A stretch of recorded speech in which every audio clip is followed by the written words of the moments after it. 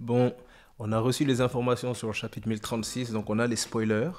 Et j'ai lancé un sondage sur Instagram. Vous m'avez dit que vous aviez envie justement que je fasse des vidéos pour les spoilers. Donc voilà la première vidéo spoiler. Ce sera pour le chapitre 1036. Donc aimez la vidéo, ça aide beaucoup la chaîne. Abonnez-vous aussi, on veut que vous nous rejoigniez. Et mettez la cloche de notification, comme ça, dès que je sors une vidéo, vous êtes notifié. On va rentrer directement dans le vif du sujet, comme d'habitude, après l'intro. Calling me royalty.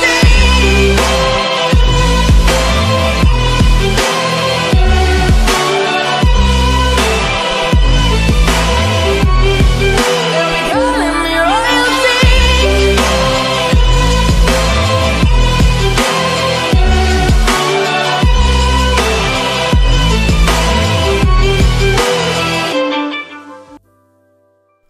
Bon, je tiens quand même à préciser que les spoilers, ils sont pas super longs. Donc j'ai l'impression que c'est plus en mode, voilà, un spoiler de manière générale. Parce que d'habitude, les spoilers sont beaucoup plus détaillés.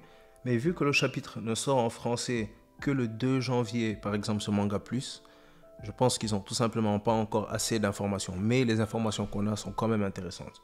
Donc on va voir tout ça ensemble tout de suite. Donc le nom du chapitre, c'est La voie du samouraï et de trouver un endroit où mourir. Donc, ils font une couverture de magazine avec une double page couleur, ok. King est vaincu, mais on voit d'abord un flashback de lui avec Kaido. Donc, on va avoir le droit à un autre flashback de King et Kaido. Je trouve ça cool parce que, personnellement, j'ai apprécié le flashback qu'ils ont fait au dernier chapitre avec la rencontre de King et Kaido et tout. J'ai trouvé ça super intéressant. Et je me demande aussi comment est-ce qu'il a rencontré Queen. Donc, je ferai peut-être une vidéo sur sa rencontre potentielle avec Queen et comment je pense que ça s'est passé et tout. Je pense que ce serait un bon sujet de vidéo. Donc voilà, King est vaincu et on a le flashback. Rocky, donc c'est le 6e Numbers. C'est le gardien de la porte de l'arsenal. Et on voit une photo de lui en gros. Il a une tête assez spéciale. Hein. Et voilà, après on a Yamato qui demande à Fuga d'attaquer Rocky. Et Usopp qui attaque différents ennemis en défendant Kinemon et Kiku. Donc les gars, je suis content de voir Usopp parce que voilà, ça fait longtemps qu'on n'a pas vu notre Tengu à nous, notre long nez. Et voilà, je trouve que c'est cool. La dernière fois, je me demande, est-ce qu'ils vont lui donner l'Aki des rois? Parce que bon, déjà, il avait parlé de ça un peu quand on était à Dressrosa. Et là encore, sur Onigashima, la dernière fois, quand des gens ont commencé à s'évanouir à cause du Haki de Big Mom, les gens pensaient que c'était son Haki à lui. Et si vous vous rappelez bien, Zoro, quand il y a eu un tremblement qui s'est passé lorsqu'il était encore dans la salle avec les Oni et Queen, Brook pensait que c'était le Haki des rois de Zoro qui faisait ça. Donc peut-être que, qui sait, peut-être c'est un foreshadowing. En tout cas, dites-moi ce que vous pensez. Est-ce que vous voulez qu'Usopp ait le Haki des rois ou pas? Après tout, il veut devenir le roi des snipers. Donc ça ferait quand même un peu de sens. Mais je pense pas qu'il aura au point, même s'il est là, de pouvoir avoir l'Haki des rois avancé et tout, séparer le ciel. Parce que sinon, c'est bon quoi. On a déjà un Buggy qui est Shichibukai et potentiellement qui va devenir empereur. S'il vous plaît les gars, faites doucement. Ensuite, on a Izo qui apparaît justement pour aider Usopp. Et Usopp, il s'en va avec Kinemon et Kiku. Après, on nous apprend quelque chose sur le combat Raizo Fukurokuju. Ils sont piégés l'un l'autre avec des techniques qui ne les permettent pas de bouger. Donc, quoi, ils sont un peu comme le mime des Spider-Man. Ils sont bloqués, ils peuvent rien faire. Je sais pas. Je suis pressé de voir ça parce que des techniques qui ne leur permettent pas de bouger. Je me demande si c'est genre en mode du ninjutsu, ils se sont jetés des sorts, mais ça c'est un peu plus du Naruto qu'autre chose, ou peut-être est-ce qu'ils ont des armes justement qui en soi couvrent l'autre et qui immobilisent. Je trouve que ça va être intéressant. Après il y a quelque chose d'encore plus intéressant, c'est que le Number Zanki et Drake sont vaincus par le CP0. Les gars, c'est ça que je disais la dernière fois. Le CP0, s'il perdait contre Drake et Apu, là, ce serait vraiment, mais vraiment n'importe quoi. Genre, il n'y aurait plus aucun respect pour le CP0.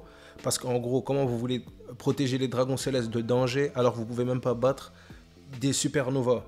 Et je dis pas des supernovas dans le sens parce qu'il y a Luffy, Kid, Law, Zoro et Killer qui sont aussi des supernovas. Mais je dis des supernovas qui ne sont pas reconnus comme faisant partie des plus grands pirates de la nouvelle ère. S'ils perdaient contre eux, ça veut dire qu'en gros, les gars, vous avez qu'à démissionner de votre poste, en gros. C'est ça que ça voudrait dire. Ensuite, on a Apu et le Number Inbi qui se sont échappés. Et le CP0 dit que si les pirates de la nouvelle génération sont capables de vaincre un Yonko, alors cela déterminera le chemin que le monde prendra.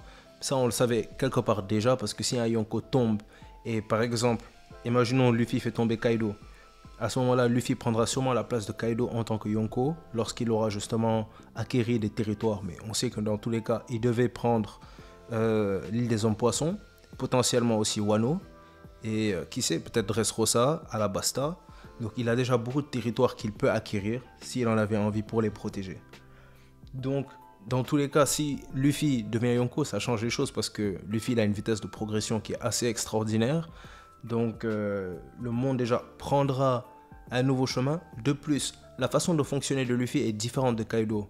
Luffy ne va pas abuser de ses pouvoirs comme Kaido le fait. S'il utilise ses pouvoirs, ça va être pour aider les personnes. Donc, ça va changer toute la dynamique en fait, quelque part des pirates dans One Piece. Parce que jusqu'à là, il n'y avait que Shanks et peut-être Barbe Blanche qui étaient vraiment des personnes qui soit n'interviennent pas, soit interviennent, mais dans le bon camp. Alors que là, avec Kaido, c'était un peu... Déjà, Kaido, pour moi, je le considère comme quelque part le pire des Yonko dans le sens de ce qu'il fait ou comment il fait les choses. Parce que vous voyez comment il a annexé Wano, comment il traite les gens. Rien que laisser Orochi diriger Wano, c'est un crime. Donc, pour moi, Kaido, à partir de là, déjà, il perd. Donc oui, évidemment que ça va changer le monde, justement, après qu'un Yonko tombe. Surtout si c'est Kaido qui tombe. Parce que Big Mom, c'est Big Mom, mais Big Mom, elle est bizarre en fait. Elle n'est pas là. Elle détruit les territoires, oui, quand par exemple, ils n'ont pas les bonbons qu'elle recherche. Ce qui, je vous le donne, est quand même assez enfantin. Mais à part ça, elle passe pas. Elle n'a pas comme but de détruire le monde ou de lancer une guerre comme Kaido et tout. Donc je pense que si Kaido tombe, c'est là où il y aura vraiment des changements. Ensuite, on arrive sur le combat Kaido et Luffy. Ça aussi, ça fait longtemps qu'on l'a pas vu, donc ça fait du bien. Donc Kaido et Luffy continuent de se battre. Kaido frappe Luffy avec son kanabo, mais Luffy parvient à lui donner un puissant coup de poing et les deux tombent. Puis les deux se relèvent et se mettent à rire.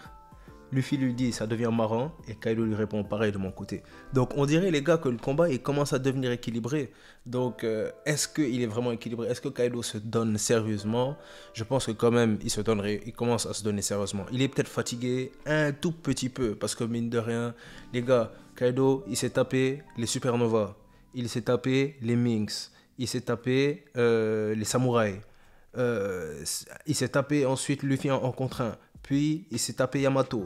Et maintenant encore Luffy. S'il n'est pas un peu fatigué, ça veut dire que Kaido il est plus humain à ce moment-là. Bon, dans tous les cas, il n'est pas vraiment humain parce que c'est un ogre. Mais voilà, vous voyez ce que je veux dire. Et donc voilà. Donc j'espère qu'on va avoir un combat, au moins Luffy, Kaido peut-être au chapitre qui va suivre, le 1036, donc peut-être au chapitre 1037. Parce que j'ai envie de voir un peu à quel point Luffy se mesure à Kaido et tout. Je pense que quand même, sûrement il doit se débrouiller en ce moment parce que depuis qu'il a déverrouillé justement son Haki des rois et qu'il peut l'utiliser en se couvrant du Haki des rois et tout, il a quand même passé un certain niveau. Et la dernière fois, si vous vous rappelez, je vous laisse le lien en description, mais j'ai fait une vidéo où je disais en fait, est-ce que Luffy a le niveau Yonko et tout. Et je disais que c'est pas clair parce qu'on n'a pas encore vu comment Luffy, sur le long terme, se débrouille en 1 contre 1 contre Kaido dans sa forme base et aussi dans ses autres formes. Donc je pense que le chapitre 1037, j'espère, nous donnera des informations sur ça.